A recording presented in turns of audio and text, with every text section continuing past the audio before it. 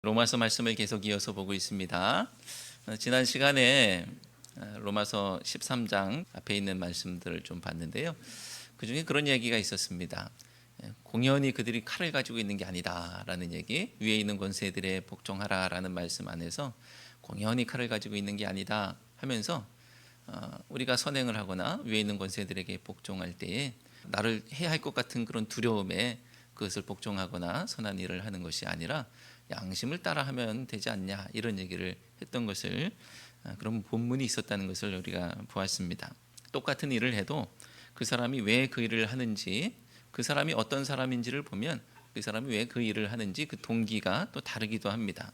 무서워서 하는 사람도 있고요, 칭찬을 기대하면서 하는 사람도 있고, 그리고 뭔가 자기 실현을 하기 위해서 하는 사람도 있고, 또 본능에 따라서 하는 사람도 있습니다. 심리학에서는 사람이 어떻게 정의되느냐에 따라서 그 사람의 행동의 동기가 이런 것이다라고 정의하는 모습도 있죠. 기독교는 인간을 어떻게 바라보고 있습니까? 기독교가 바라보는 인간의 모습이 다양할 수 있지만 가장 우리 머릿속에 먼저 떠오르는 단어가 죄인이라는 것이죠. 기독교는 사람은 죄인이야 라고 그렇게 보고 있습니다.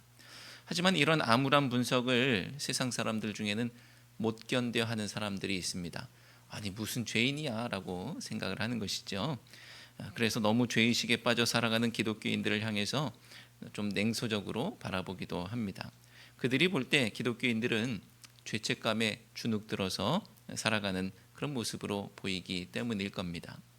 하지만 기독교인들의 죄인이라는 자의식은 스스로를 우울하게 만들지 않아요. 왜냐하면 그냥 죄인이 아니라 용서받은 죄인이라고 생각하기 때문이죠. 용서받은 죄인. 용서받은 죄인에게는 기쁨이 있고 감격이 있습니다. 늘 죄의식에 찌들어서 그렇게 살지 않는 것이죠. 더 이상 죄책감으로 살지 않고 홀가분한 마음으로 살아갑니다. 하지만 용서받은 죄인이라는 정체성을 가지고 있는 기독교인들을 바라보는 세상의 시선도 또 이게 또 마땅치가 않습니다. 기독교인들이 너무 홀가분해하는 거예요. 아니, 죄인이라고 그래 놓고서 너무 홀가분해. 죄책감을 떨치는 것까지는 좋았는데, 그런데 죄에 대한 책임마저 떨쳐버렸다고 생각하기 때문에 기독교인들은 죄만 짓고 다 용서받았다고 하는 좀 이상한 사람들처럼 보이기도 하는 것입니다. 그래서 바울은 빚진 자라는 개념을 가지고 이야기를 하고 있습니다. 자신을 소개하면서 빚진 자다라고 말하는 것인데요. 로마서 1장 14절과 15절 말씀을 함께 읽겠습니다. 헬라인이나 야만인이나 지혜 있는 자나 어리석은 자에게 다 내가 빚진 자라. 그러므로 나는 할 수 있는 대로 로마에 있는 너희에게도 복음 전하기를 원하노라. 아멘. 자, 바울이 빚진 자다라고 말하고 있지만 뭐에 빚졌다고 말하고 있습니까? 말씀을 보면 뭐에 빚졌다고 여기 오늘 1장 말씀에서 잘 안 나와 있어요. 그래서 우리가 무엇을 갚고 있는지를 보면 뭐에 빚진지를 알 수 있겠죠. 돈을 꿨으면 돈을 갚는 것이고, 내가 그릇을 빌려왔으면 그릇을 갖다 주는 거예요. 자, 그러니까 뭐를 갖고 있는지를 보면 되겠는데, 뭘 갖고 있습니까? 15절에 보니까 복음을 전하고 있다라고 하고 있어요. 그러면 복음에 빚졌구나라는 것을 우리가 알 수 있습니다. 바울이 온 세계를 돌아다니면서 복음을 전하고 있는 것, 왜 그러느냐 했더니 복음에 빚졌기 때문입니다. 그런데 여기에는 아주 중요한 특징이 하나 있는데, 사실 빚은 하나님께 졌거든요. 그죠? 하나님께 우리가 빚을 졌고, 바울도 마찬가지로 하나님께 빚을 졌습니다. 그런데 누구에게 갚고 있느냐 하면요, 사람들에게 갚고 있어요. 자, 이게 주님께 빚진 자가 빚을 갚는 방법입니다. 하나님께 빚을 졌지만 그 빚을 사람들에게 갚고 있습니다. 이 점을 기억하고, 또 빚진 자의 행동의 동기가 빚을 갚는 것이다 라는 사실을 기억하고 오늘 말씀으로 들어가면 좋겠습니다. 로마서를 크게 두 부분으로 나눌 수 있다고 말씀을 드렸습니다. 11장까지 전반부가 어떻게 믿을 것인가에 대한 대답, 그래서 교리 부분이라고 했고요. 12장부터 후반부라고 했는데 12장부터 어떻게 살 것인가에 대한 대답, 윤리 부분이라고 했습니다. 그렇게 윤리 부분으로 넘어와서 지금 이제 13장 후반부로 보고 있으니까요. 여러 이야기들을 살펴봤죠. 모두 사랑으로 관통하는 이야기들입니다. 이 윤리의 이야기가 사랑으로 관통하고 있어요.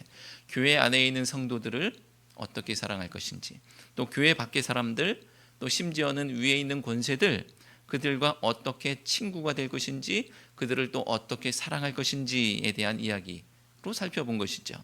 그렇다면 하나님은 왜 이 시점에서 사랑에 대해서 강조하시는 것일까?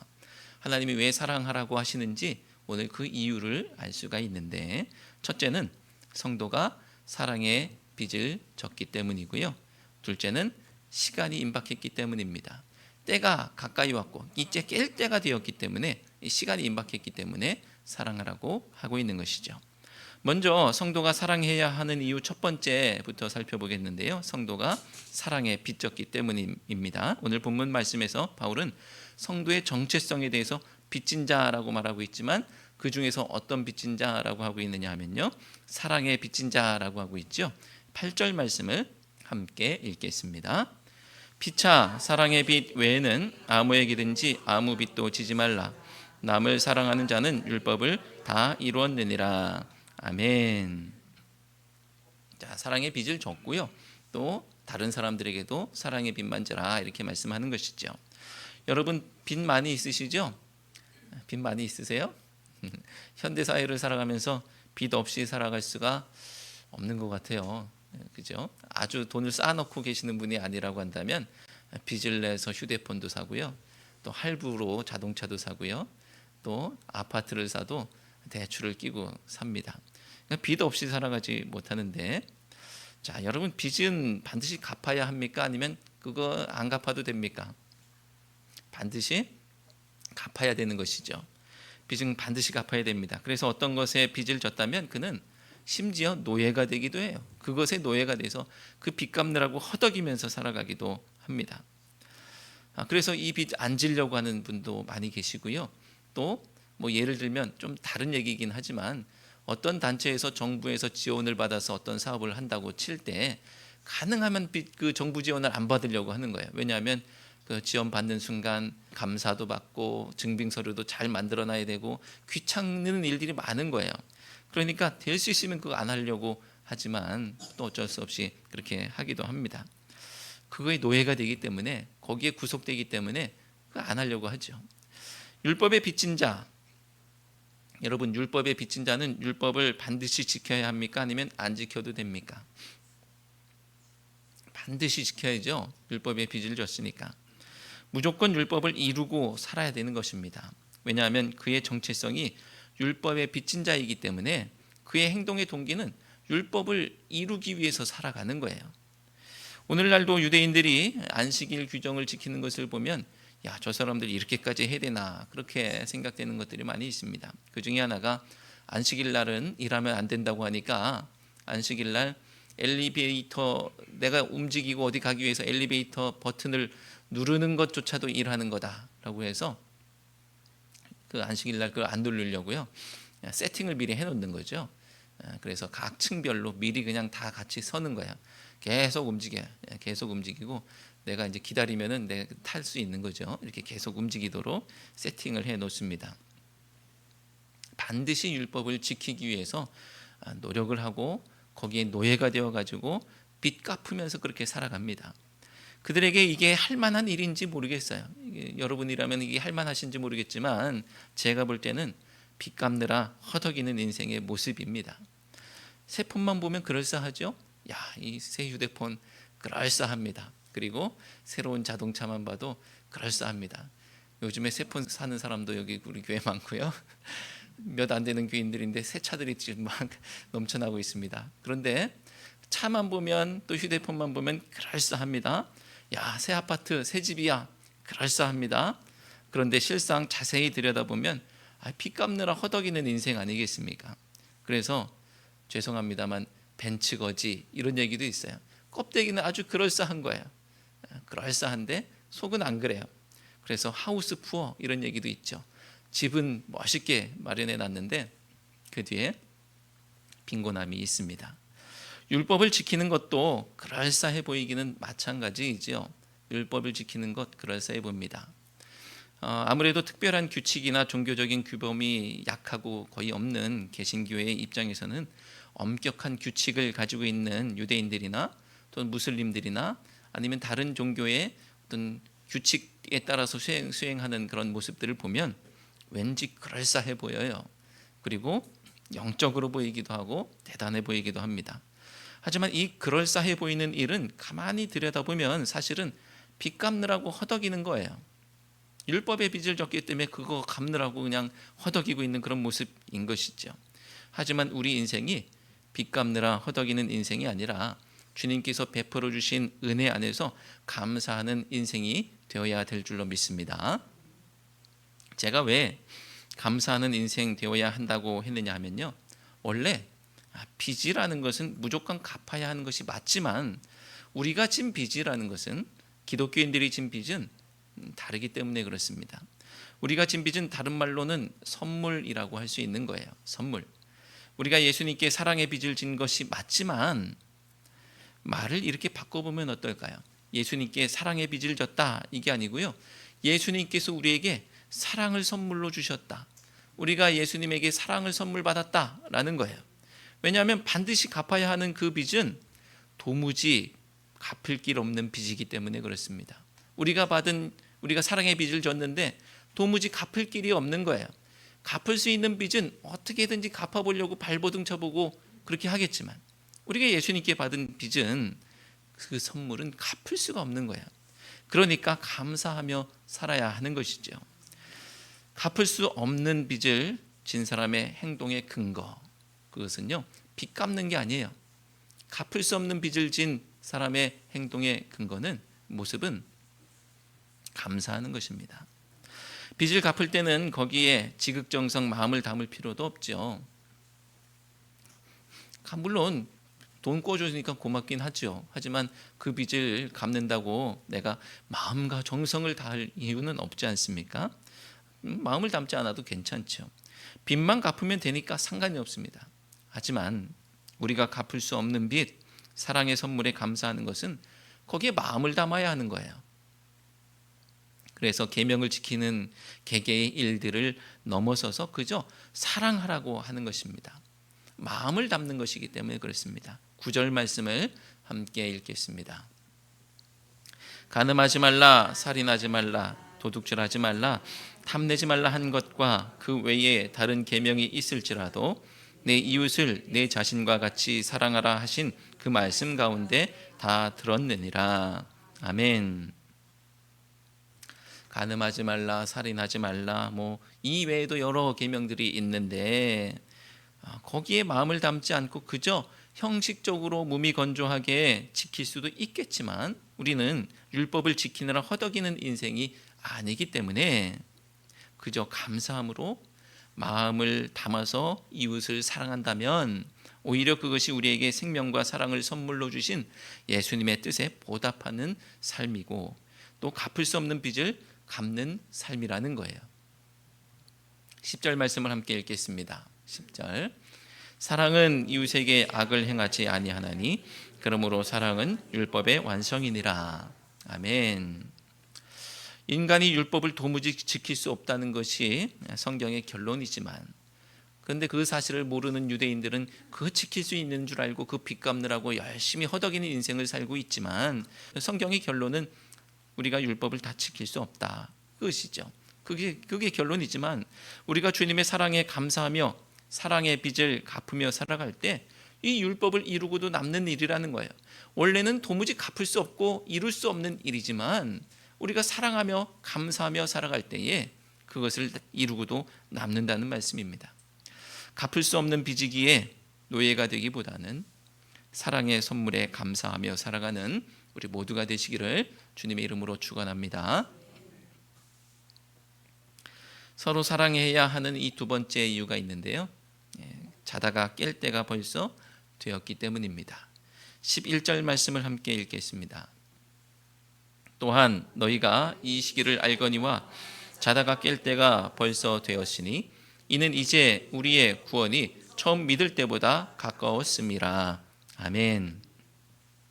바울은 임박한 종말 사상을 가지고 살았던 사람이죠. 예수님께서 자기 생에 오실 줄 알았어요. 자기가 죽기 전에 예수님이 오실 줄 알았고, 또 그게 아니라도, 그렇지 않다고 하더라도 먼 훗날이 아니라 바로 곧 언젠가 이 곧 오실 것이라고 이제 생각했던 사람입니다. 그래서 때가 급하고 임박한 상황 속에서 성도들에게 그의 부합한 삶의 태도가 어떤 것인지를 알려주고 그렇게 살라고 요청하고 있는 것입니다. 자, 여러분, 시간이 촉박하면 머릿속이 하얘지기도 하겠지만, 시간이 촉박해지면 어떤 일들이 벌어지느냐면요, 마음이 정리되기도 합니다. 그 전까지는 좀 어수선해요. 내 마음이 어수선하고 이럴까 저럴까 갈라지는 마음들이 많이 있습니다. 근데 시간이 촉박하면 그 어수선한 마음들이, 이런저런 생각으로 가득 찼던 마음들이 이제 한순간에 정리가 되어버리는 것이죠. 중요한 것, 꼭 필요한 것 분명해지고, 그런 것들이 분명해지고 나머지 군더더기는 과감히 버릴 수 있게 됩니다. 그래서 일을 지연시키는 사람들이 많이 있고, 저도 좀 지연시키는 사람 중에 한 명입니다. 지금 너무 많은 옵션이 있어요. 너무 많은 선택의 옵션들이 있습니다. 그런데 시간이 임박해지면서 이제 막 분명해지는 것들이죠.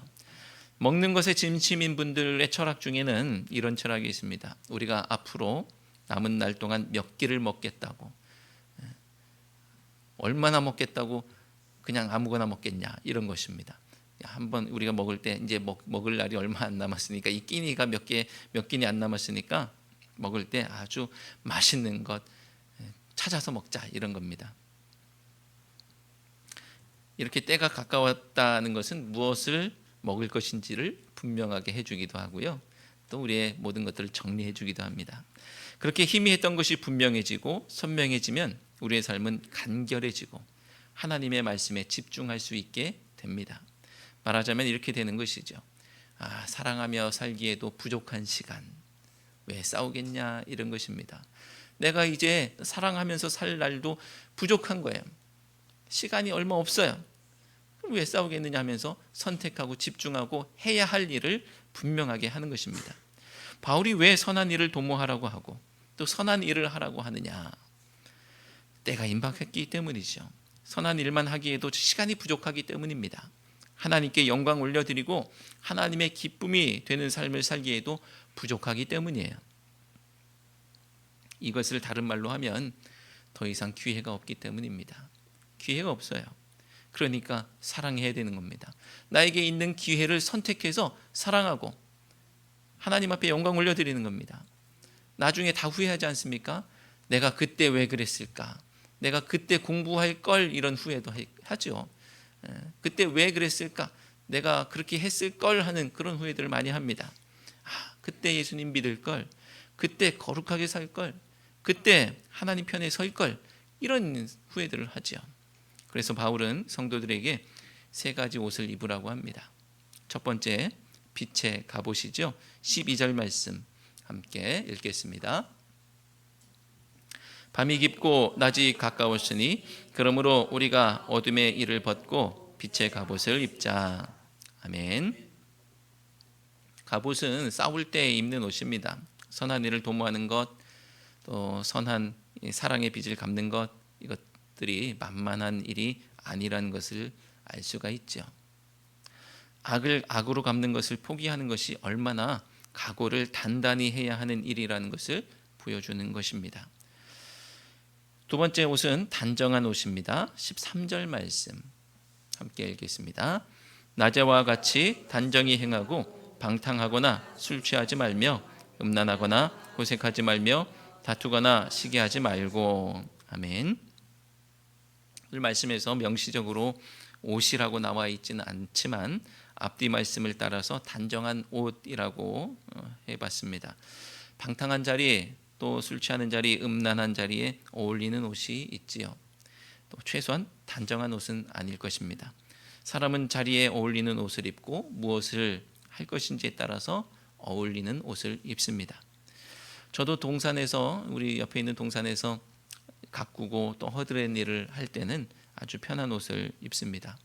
하지만 예배 드릴 때는 이렇게 단정하게 옷을 빼입고 여기 서서 설교를 하죠. 우리는 옛삶을 뒤로 하고 또 새삶을 사는 사람들입니다. 새삶은 단정한 행실이고요, 단정한 옷이에요. 옛삶과는 다른 것입니다. 구원받은 성도는 더 이상 옛삶에 머물러 있을 수가 없지요. 구원받은 성도는 구원받은 성도답게 단정한 옷을 입어야 할 줄로 믿습니다. 그것은 바로 선한 행실과 같은 옷이에요. 자, 세 번째 옷은 예수 그리스도라는 옷입니다. 14절 말씀을 함께 읽겠습니다. 오직 주 예수 그리스도로 옷 입고 정욕을 위하여 육신의 일을 도모하지 말라. 아멘. 이것은 예수님처럼 살라는 말씀이에요. 예수 그리스도로 옷 입으라는 것은요, 예수님처럼 살아라. 아까 그런 말씀을 드렸습니다. 우리가 빚은 하나님께, 예수님께 줬는데 누구에게 갚아요? 사람에게 갚는다고 했죠. 성도가 빚을 갚는 방법이 하나님께 진 빚을 사람에게 갚습니다. 내가 사랑을 받았죠. 그러니까 예수님께 사랑을 갚아야 하는데 당연히 예수님도 사랑하지만 다른 사람도 우리가 사랑을 합니다.